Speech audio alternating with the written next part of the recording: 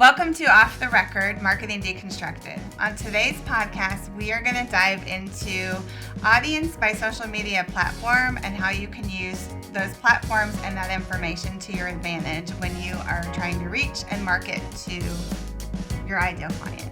The clients a lot about how YouTube really is a big search engine also, which here's that stat. It's no longer like what you're following. When you were doing it in a what you're following. Yeah, just watching TikTok or YouTube or whatever it is, just sitting there. I mean, you could see their hands, right? I mean, I didn't. The funny and entertainment piece to that, like when people go to TikTok, that's what they're searching for. That is not.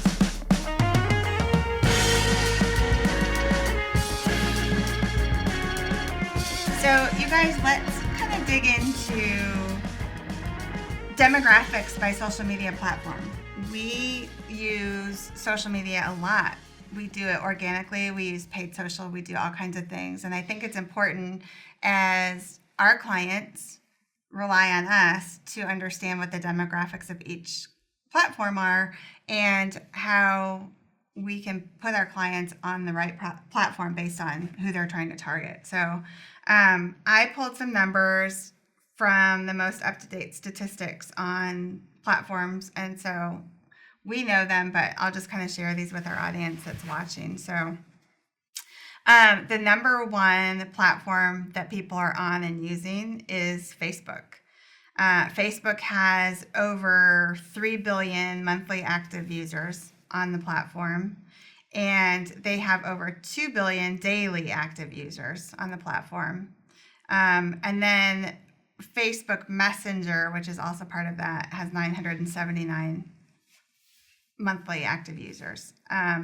So let's break down to the actual statistics of who's looking at it. So, and this always surprises me across a lot of the platforms, is that 56.8% of Facebook's audience is male and 43.2% is female.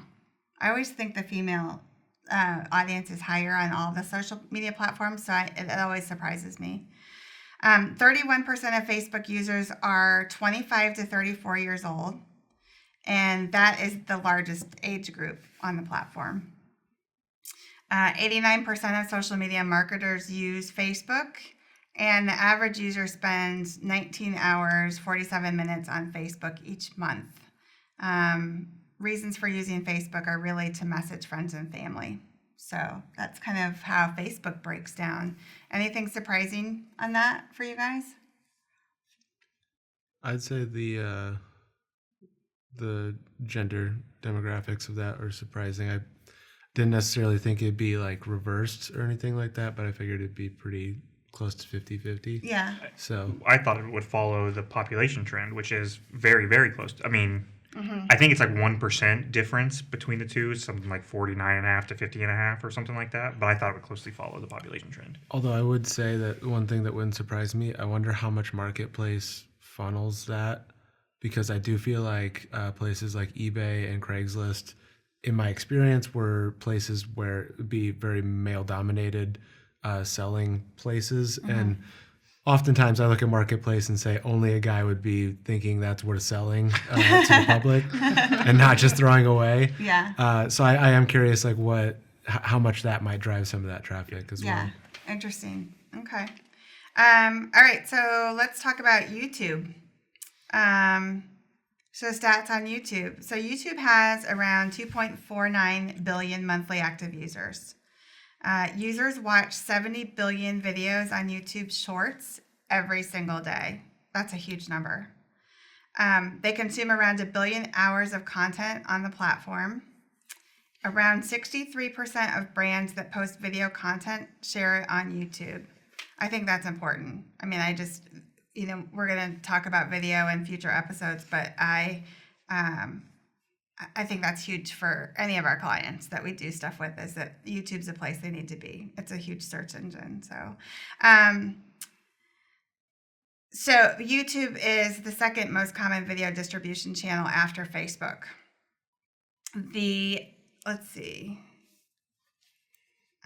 YouTube is the second most trafficked website in the world after Google.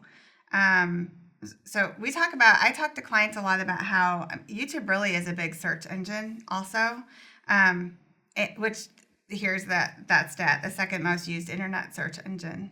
And it is mostly watched by, it's male dominated as well, as far as the percentage of those that watch. So, And that doesn't surprise me no. compared to Facebook. Mm-hmm. Yeah, I think it's less of a surprise. So, But the math says based on the number of active users per month and based on the daily number of reels, it only comes out to like 4 or something. 4 reels per day per user. Now, not to say that everybody's Right. because you're talking about monthly versus daily, mm-hmm. but on average, that's only 4 reels per day, which that number kind of feels low to me because I feel like there are some people that would get on there for hours and just watch reel after reel after reel Right. after reel. Yeah. And this might be a personal anecdote for how I use, YouTube versus Facebook or Instagram or TikTok, but I don't go on YouTube looking to go on Reels necessarily. Yeah. I expect multi-minute to possibly multi-hour content on YouTube, whereas I'm not looking at something like that length on Instagram or TikTok or something like that. I would not be shocked if the number of active users engaging or watching and engaging with Reels is significantly lower than the total amount of. Mm-hmm. I wouldn't be shocked if you told me it was 10% of those active. I mean, I don't have that number; they didn't advertise it, but it wouldn't surprise me. Yeah. Okay, so let's talk about Instagram. So Instagram has at least 2 billion monthly active users. 50%. It's pretty even split on Instagram. 50.6% of Instagram's audience is male, while 49.4% is female. So that's a pretty even 50-50 split. Almost 32% of Instagram users are 18 to 24 years old, making that the largest age bracket for Instagram. The average user spends 15 hours and 50 minutes on Instagram monthly. And the average Instagram engagement rate for all post types is 1.89%, which I think that's an interesting figure across when we're looking at engagement rates just in our clients' small little worlds. Like, how does that relate? 70% of Instagram users say they use it to post or share photos or videos, making that the number one use case on the platform. And 16.5% of surveyed social media users said Instagram is their favorite platform, which is more than any other network. So, unlike other platforms, isn't that really the only use case for Instagram? Like, what else can you do on Instagram? They have like the broadcast channels. You could go live. Messaging, but I mean that's subscriptions. You can do subscription on YouTube. I mean Instagram. Mm-hmm. Those, feels like a reach, but okay. I mean, okay. You're not wrong. Well, I get what you're saying. Yeah. Advertise. I mean, that's trying to grow their reach as far as like not just an advertising platform, but you can sell your products on Instagram now too. It's growing and it's trying to grow in different areas. To me, and maybe I'm just too old-fashioned. I just feel like Instagram is the one-trick pony of the social media bunch, right? Like, that's your first, second, and third use case, and then the other ones it trails off. Yeah, I think they're trying to make an effort though to increase how people use it. Or change how people, not change, but add, right, in addition to how other people use it. So, TikTok, which we did an episode on TikTok a little bit earlier, but TikTok has 1.562 billion monthly active users. Let's see. TikTok recently overtook Google to become the most visited internet site. That's interesting. 80.3% of TikTok users say they use the app to look for funny or entertaining content, making that the number one use case for TikTok. 52% of TikTok users are male, while 48% are female. And 36.7% of TikTok users are 18 to 24 years old, making it the largest age bracket on the platform. Only 6.3% of TikTok users are over 55 years old. The average TikTok user spends 34 hours on the app each month. And the median engagement rate for posts by TikTok business accounts is 7.8%. So The funny and entertainment piece to that, like when people go to TikTok, that's what they're searching for. That does not surprise me because my niece, I like a little while ago, I was like, "What are you watching? Like, do you have any shows that you're watching?" And she was like, "No, I just watch TikTok." And I was like, "Really? Like, you don't have like a favorite TV show or a favorite movie?" And she was like, "No." It just like baffled me. It's like I just watch TikTok when I'm at home. So like they're literally that is their one source of content is TikTok. that's scary. I think that's scary. It's terrifying. So my wife and I, we have a daughter. She's about 2 years old. We went out to dinner a couple of weeks ago on like it was like a Wednesday night or whatever, and there was one of the semicircle type booths, right? And it's this family of 5. I don't know who they are, so sorry if this was your family, and there's probably a lot of families around the world, right? But this family of 5, there were 2 younger children, a boy and a girl, and then there was an older boy, probably, I don't know, 14, 15, mom and dad, right?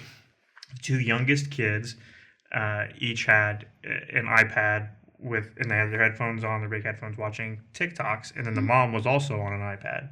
And I was just like, I couldn't imagine being like, and the dad, I felt so bad for the dad. He just kind of like sat there, right? And just no engage. I mean, and the teenage boy, I was surprised that the teenage boy wasn't really, I mean, no, yeah. But they, just sitting there, they were younger, obviously, but yeah, just watching TikTok or YouTube or, whatever it is, just sitting there. I mean, you could see their hands, right? I mean, I couldn't see their iPads, but I knew exactly what they were doing because what, right? Like, Yeah. I think it's like you said, it's scary and it's terrifying, I think. Yeah. And I see that in my kids. I was trying to think. So my kids are older, right? So I have a now 18-year-old and a 19-year-old.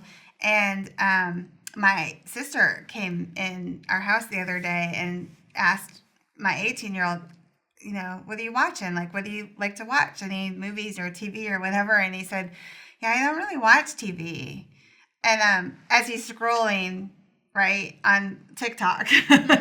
And so that is scary because of the content that's out there. It's just amazing the change in our world and what our kids are exposed to. It's just very different. Well, it'll be interesting as they grow up. Is TikTok gonna climb higher to that list? Or will there be another version of that? As these younger generations, including mine, continue to grow up, what will consumer habits shift to? Have right now from that, Facebook is number 1. But when are we going to see the downturn of that? Well, have we done Twitter yet? No, we're getting there. Okay, yeah. Okay, yeah. So so Snapchat. Snapchat has over 800 million monthly active users, 414 million daily active users. 4 billion snaps are sent every day on average. 42.9% of Snapchat users use the app to post or share photos or videos, making that the number 1 use case. 49.2% of Snapchat users are male, while 49% are female. The average Snapchat user spends 3 hours, 33 minutes on the app, and there are over 7 million Snapchat Plus subscribers. Is that something different? I'm not familiar with that. As of right now, from that article, their males are dominating the social media Everything. realm, and that really surprises me. Especially with all of, I feel like on the content creator side, and this might just be from what I consume, but I feel like there's more female content creators. But, so it gives us for some of these it gave us the largest age bracket, Yeah. right? And I think that might be interesting to dive further into because how many teenage boys are on YouTube watching whatever, right, or Right. gaming or Yep. or whatever, right? And I think that could be interesting because I could see when it comes to engagement, as you get older, females are more engaged, but as you go younger, males are more engaged in terms of actual engagement, right? Yeah. I don't know I don't have any data to back that up, but I wouldn't be shocked. Yeah. Interesting. Yeah. I think that would be interesting. I mean, on Snapchat, it looks like, it's 50-50 really as far as male and female, but Snapchat, it trends younger, right, as far as what the audience is. So I think that when we're looking at targeting too, I think that's something else to take into And that account. is usually the case because it's a newer platform. and younger demographics usually jump on trends more easily too. So that would make sense. Yeah. So let's talk about Twitter. So Twitter, or X, right? X, formerly known as Twitter. I think that we still struggle a little bit on what to actually call the platform, but I think it's interesting. It's shifted a little bit, I think, after Elon Musk purchased it, but X has around 619 million monthly active users. 60.6% of X users use the app to keep up to date with news and current events, making that the number one use case for Twitter. 60.9% of X users are male, while 39.1% are female. 35.4% of X users are 25 to 34 years old, that's the largest age bracket on Twitter. The average X user Twitter X, sorry, I'm confusing that. The average X user spends 4 hours and 40 minutes on the app monthly. Let's see. Kirk and I both have that. That seems low to me, right? I'd like to audit that number. Yeah, that seems low. Deeply. The amount of time? Yeah, per spent. month? Per week? Yeah. To me, it usually seems like Twitter users are either avid or they just don't really use it. Yeah, because it's the news now. It's people. It is the news. That's in place of people reading the daily newspaper in the morning, or that's Right. in place of people watching the 5-6 o'clock news. Right. So They're on Twitter. I wouldn't be. But if you think about it, though, they're bite-sized chunks. So it doesn't take you as long to consume that information unless you go off platform to true, read but something. As we've gone on, it's no longer like what you're following. When you were doing it in a what you're following format, there's only so much content coming onto your feed. But now that most people are using the For You page, you just keep uploading the new stuff that it puts in front of you. That's an endless stream of stuff you can keep doing. And if you're somebody especially who isn't just wanting to be inundated with only videos and you kind of want more information, or you just don't want to have all videos, you could spend hours and hours on there. The time ages ago when you could open up Twitter and you could go back to things you'd already seen because it was chronological and it was only who you followed. Yeah. So you okay, now I got through these 40 posts, but I've already seen everything below it now. I can be done. Yeah. Now it's endless. You can keep going. You just keep, it keeps putting things in front of you. Yeah. I wonder if that number is different than, because these are up-to-date statistics. I wonder if we went back a year or two prior to the purchase, right? If that number has changed. The way that the platform has changed too. I don't know. That would be something interesting to dig into. So,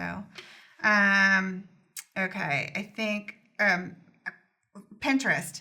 So Pinterest is actually the third largest search engine out there. Like we talked about Google a little bit. We talked about YouTube.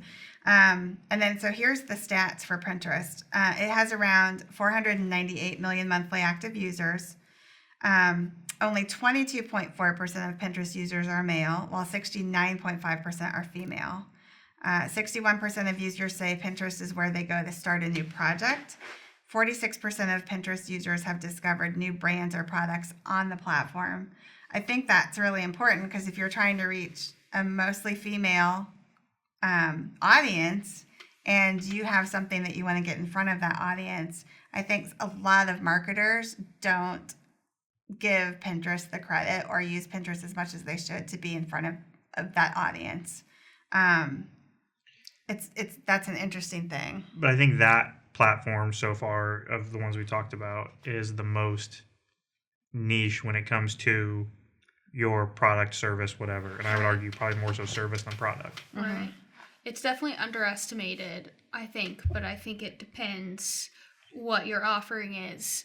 And I feel like it is similar to like they were saying that male dominated on YouTube. I feel like that is like the equivalent for females for Pinterest. So I'm definitely not surprised by that either. Yeah.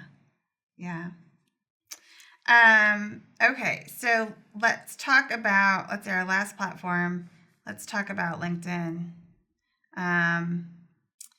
LinkedIn, it's interesting. LinkedIn since COVID, so what's that, 2020-ish timeframe, right, has exploded. And it's really making a resurgence I've seen in the last year, I would say. But LinkedIn has really been known mostly for professional and job hunting and more corporate posting or things like that. It was recently acquired by Microsoft. I say recently, it was 2016, but they've been working on the platform. So we've seen a lot of changes based on that acquisition. LinkedIn has around 310 million monthly active users, but it has around 1 billion users in total. 56.4% of LinkedIn users are male, while 43.6% are female. And it says the average LinkedIn user spends 51 minutes on the app monthly, which I think is interesting statistic as far as the time spent on LinkedIn. But what I've seen is that there's more organic engagement on LinkedIn, I think, that we've seen over the last year or so. So that's an interesting thing. And people are using it more for content than just trying to find a job or look at that corporate information. It's really starting to organically increase reach on things. So I think that'll change. But right now it's a really good platform from an organic standpoint. But there are lots of other social media platforms that we didn't talk about. There's some new ones that have come on board. There's some old ones that are still out there. There's things like, Instagram launched Threads, Reddit. There's some that I'm not even, that I'm familiar as I'm looking through this list. But, and then there are messaging platforms that are also acting as social media. WhatsApp's a huge platform that's owned by Meta. Telegram, which has run into some controversy lately. A lot of video content producers are on Twitch. So there's a lot of different platforms out there. But the ones that we talked about and with more of a deeper dive on demographics are ones that we use for our clients when we're trying to build awareness or when we're trying to advertise and lead generate and things like that. I think those are the larger platforms that we should take into consideration. Also, I think it's a really good opportunity thinking about those statistics. I always tell people, I think all of us always tell people, where is your ideal client hanging out, right? And these statistics really kind of give you an idea of where they're hanging out. So you really have to dig deep in who your ideal client is, and then where are you going to reach them in these platforms. So, and then producing content to reach those people. So thoughts, you guys, on content? Or Cassidy's the resident social media expert. Well, kind of going back to LinkedIn, I feel like that you brought up a piece about their are more content opportunities there. And I think like the content creator space is definitely like shifting that way. You know, I personally don't love LinkedIn, but I think that there is definitely a space for that and a huge open market for content creators there.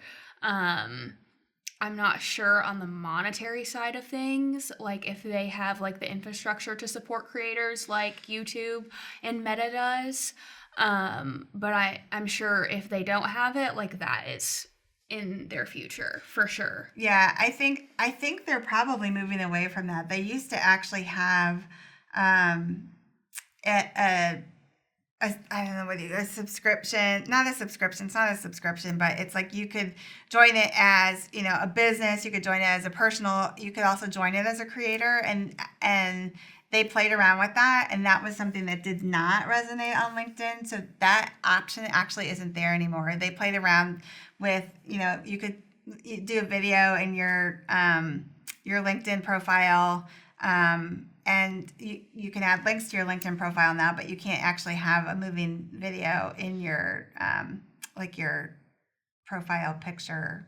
You used to be able to put something like that. So they've really kind of moved away from the creator side of the platform. And I don't know that we'll see that come back, but they are playing around more with video and carousels, newsletters.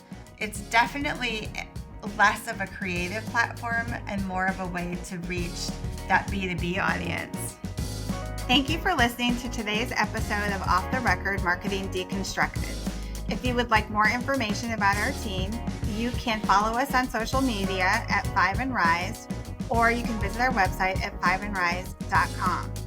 We invite you to share, subscribe, and leave us a review, and tune in to our next episode.